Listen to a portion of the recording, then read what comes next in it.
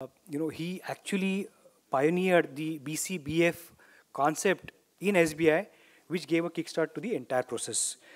He has a doctorate in business administration with specialization in international trade and finance, and he's a certified associate of the Indian Institute of Bankers. Dr. Vaidyan.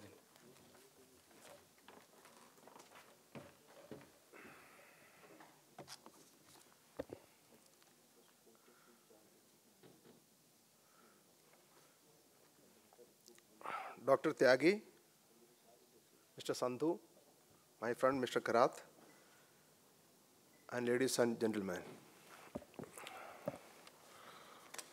I'm extremely happy to be here today. My thoughts go back to 2005 and 2006 when I had my first interaction with the CSC and the VLEs. So at that time, what is G to C or G to G or C to G, or all these things were not known. Like, I used to ask again and again to understand what is this.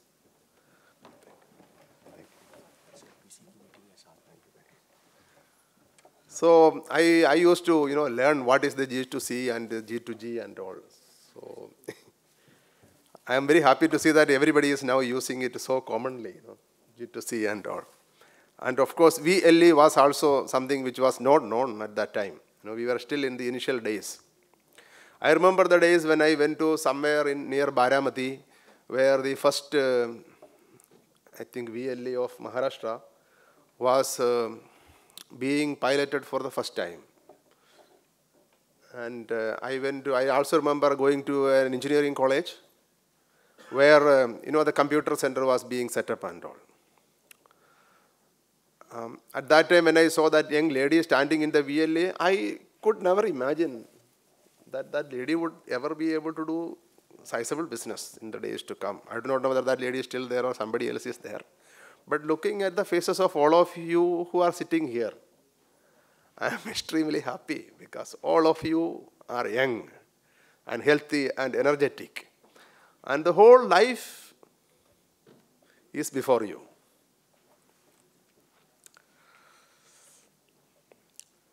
And basically, you all are coming from rural and semi-urban and also urban India, and some of you might be maybe in the metro also.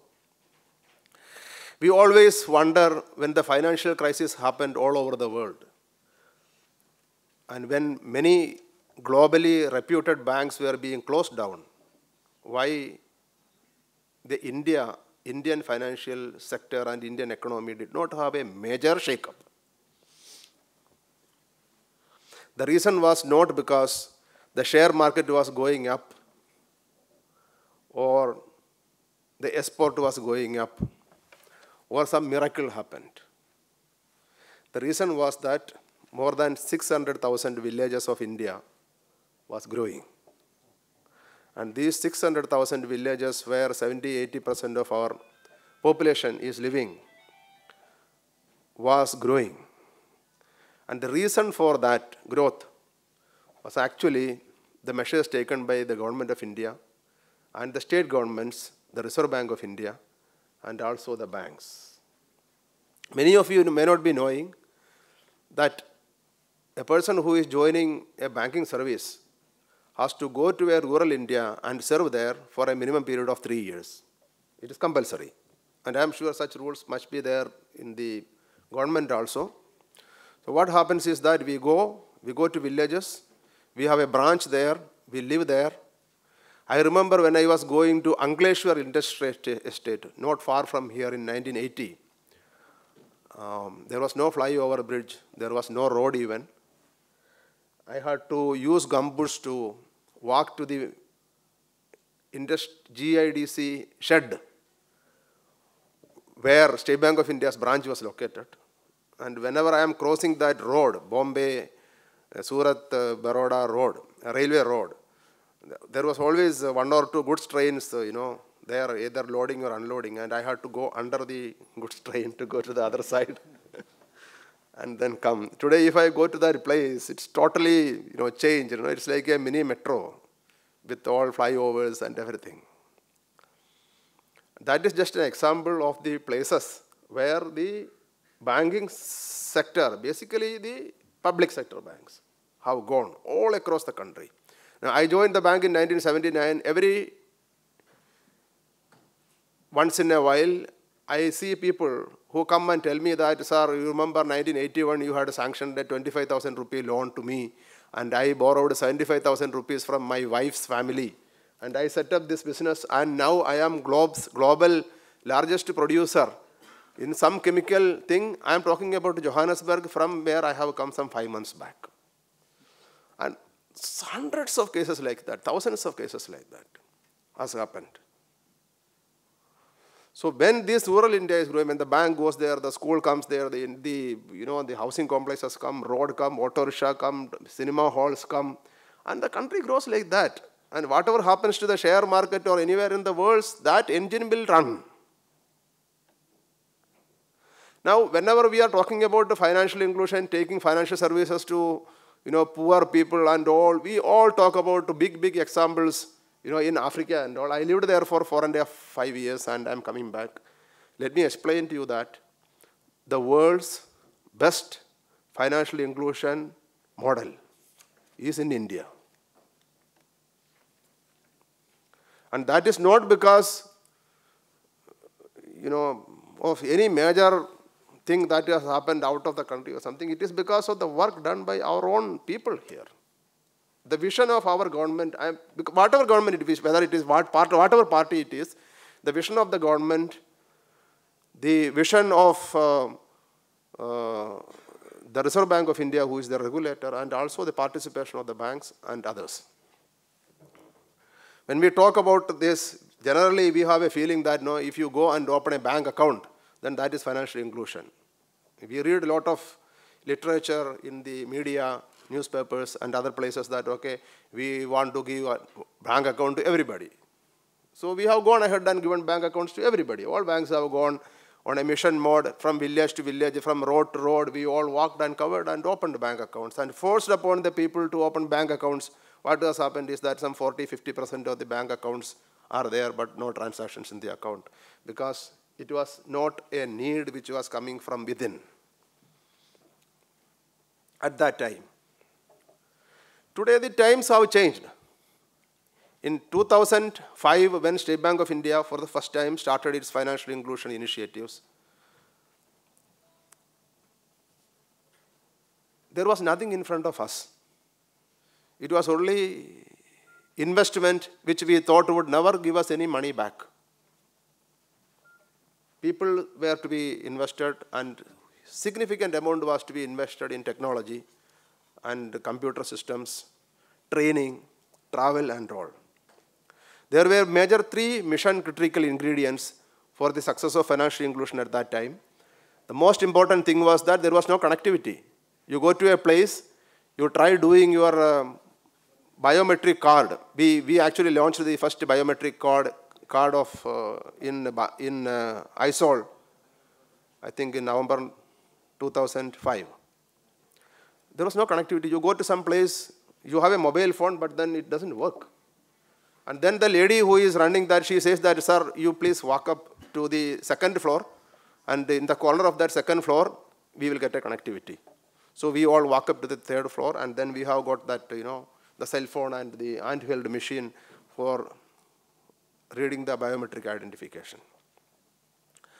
And in some places, if you have to capture the fingerprint identification, it was not possible, because these village women and all, they don't have any of the, this finger marks left because of working over a period of time. So we always used to keep a bucket and soap and water and all, so that they can wash, clean, and then come and try taking the fingerprint.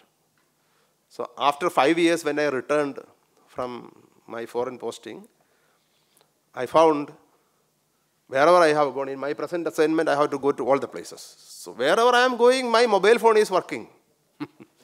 My mobile phone is not working in my house in Malabar Hill. 2nd floor of Malabar Hill, my mobile phone doesn't work. So I went and bought another company is a SIM card. So I have got 2 phones. Both of them don't work. So whenever I have to make a telephone call, I have to come out of the building, go out and then stand somewhere and then do. But when I went to all over the country, somebody earlier was mentioned of connectivity, there is problem, okay. But you imagine a situation where there was no connectivity.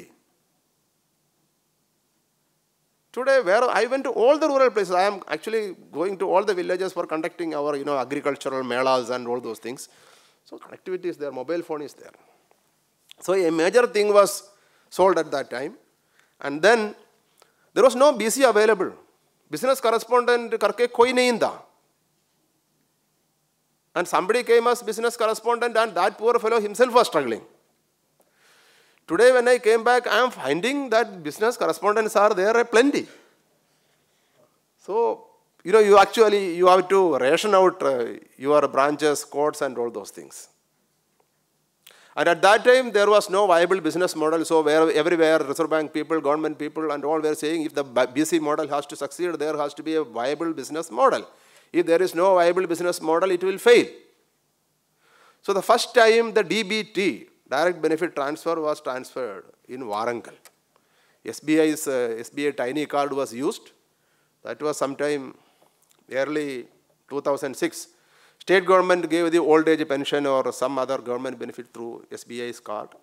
That was done by some other banks who were also participating in that. That was the first time ever the DBT happened. Now everybody in the country knows about DBT and DBTL and all those things. But this happened for the first time. But a wonderful thing happened at that time, which actually gave a push, was that the government found that there was some 8 to 9% of saving in government's expenditure on account of this biometric payment. Because they found that people were going and registering from one place, from another place, one district, another district and all, and then some 7-8% of the payment was actually wrong payments going to wrong people and also middlemen. So the beneficiary was also not getting the fine. So that was the time when I really thought that, okay, it is just a question of time before it will succeed. Because if government is going to save 7-8%, no government will sit quiet. Immediately after that, we got invitation from all the state governments. We went to Rajasthan, we went to Madhya Pradesh, we went to all sorts of places, Kerala, everywhere, Tamil Nadu. Because some money is going to be saved, and if a portion of that money is diverted towards this, then that viability will happen. And if the viability happens, then nothing will stop it. So today's situation, we all know, I don't want to read out all statistics and all. But I will tell you some experience which I had with the VLEs themselves. In the initial days when we were starting all these things, e-governance, Government of India's wonderful program, 1 lakh CSCs all across the country. I read all the pages. I got really excited. I had never done this financial inclusion, agriculture and all in my life. I was, most of the time I was in corporate banking. I was in the USA for 2-3 years. Then I was in treasury for 8-9 years.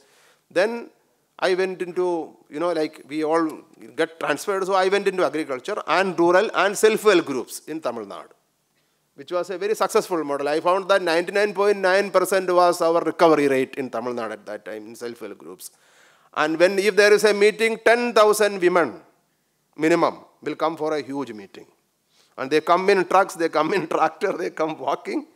And they all say that we have been benefited because your bank has come and given this small loan of 5,000 rupees.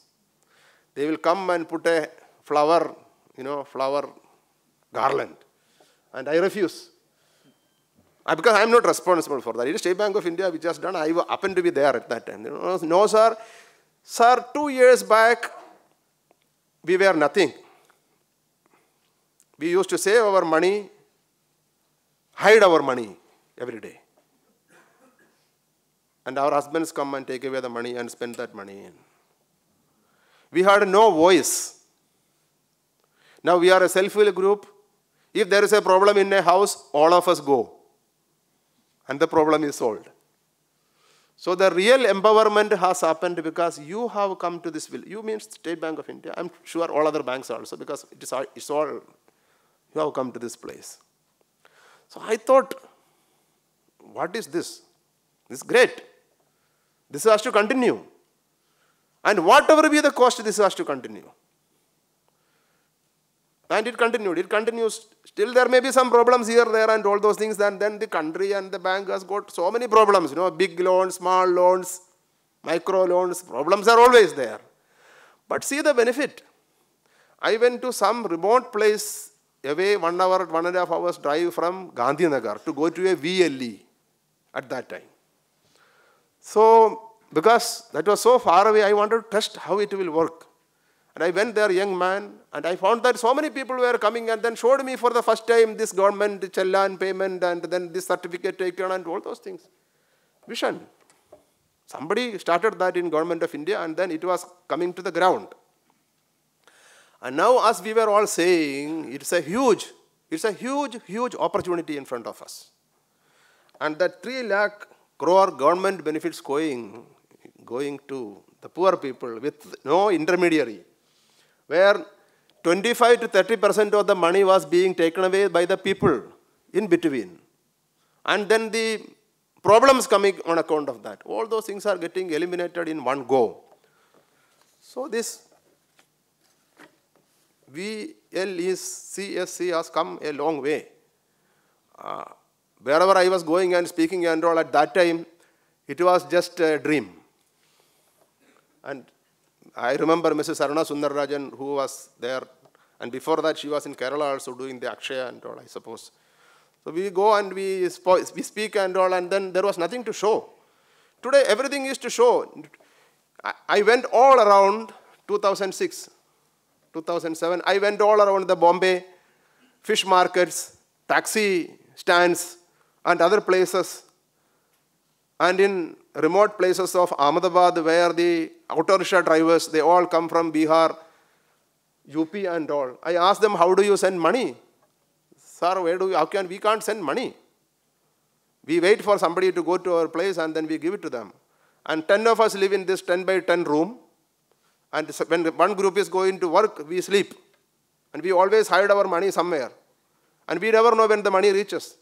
Today, from Bombay, these people can go to any CSP outlets of State Bank of India or Bank of Baroda or any bank.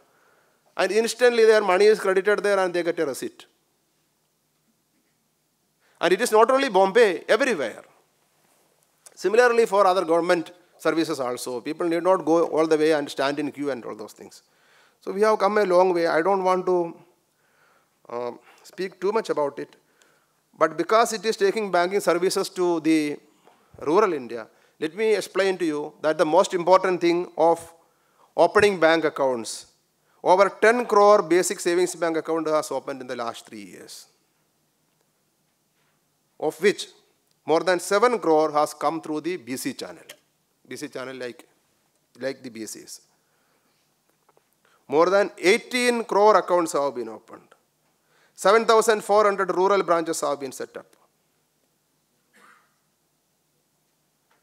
2,22,000 customer service points are there, set up by State Bank of India and other banks. Customer service actually point is a mini branch. Now VLE, suppose VLE is a customer service point of State Bank of India. It means a small branch of mini branch of State Bank of India is there. Now you know what we are going to enable.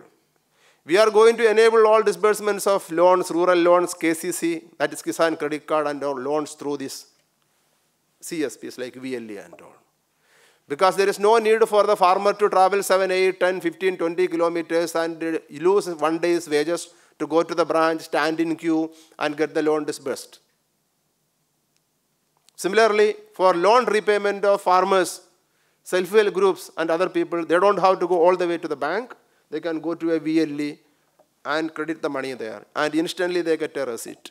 We are giving them RuPay ATM cards, which can be used in any place for getting money. For deposit of cash, we are providing cash deposit machines. And on top of that, you will find that bank's branch is very near. State Bank of India, for example, we have got